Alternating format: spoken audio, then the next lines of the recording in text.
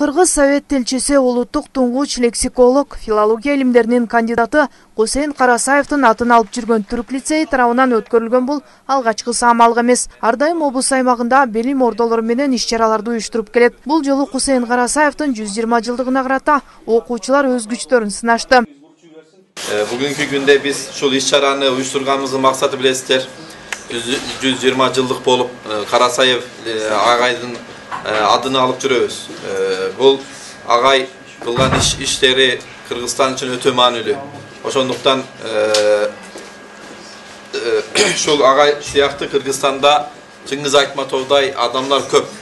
Бирок биз 120 жылдык деп белгилеп коюп, шул кичине болсо дагы бир конкурс кылдык. Мектептер арасында бул конкурсту иш-чараны bizim liseyde dagы, класстардын ичинде балдарда дагы уюштурулду.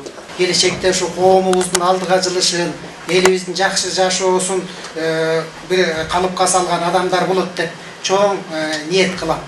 Чоң ишенич артам. Бу жерде мынакей Индира эжебиздин, Кыял эжебиздин ушу жердеги мынандай баягы чыгармаларын биздин окуучуларыбыз мындай маданиятыбыз бар экендигин, ушундай бир улуу тилибиз бар экендигин, улуу мурасыбыз бар экендигин айгинелеп турган ушундай эжейлерибиз турганда биздин келечегибиз сөзсүз бар деп эсептейбиз. Анткени устаты жакшы болмойун шакирти бийик мараларга жете албайт. Биз Кусейин Карасаев атындагы билим берүү мекемеси менен, анын жетекчилиги менен дайыма ушундай тыкыз байланышта иштейбиз.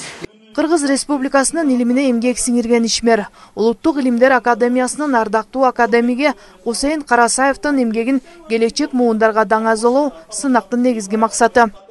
Агартууга алгач салган чээрди академик, улуу инсан даанышман, ала тоонун аскасынан үнбезеп, алгач элге тилигин тааныткан. Бүгүнкү Кусейин Карасаев атабыздын 120 жылдыгына арналган иш-чарага катышып, бул жерде деген 3 сынак болду. Биринчиси тест, экинчиси эссе жазуу, үчүнчүсү көркөм айтуу. Жана бул оңой эле болгон жок. Ар бир адам өзүнүн билимине жараша дегендей. Мен үчүн өтө ордо болгон жок, өтө жеңил болгон жок. Анткени Кусейин Карасаев атабыз өзүнүн атабыз болгондук, көлдүк болгондуктан кийин биз анын баскан жолун, кандай киши болгонун билишибиз керек экен да. Окуу жай тарабынан соңунда жеңүүчү окуучуларга атайын сыйлыктар тапшырылды. Ал эми агартуу тармагынын өкүлдөрү мындай залкар инсандын эмгегин баалуу жана биле жүрүү абзел дешет.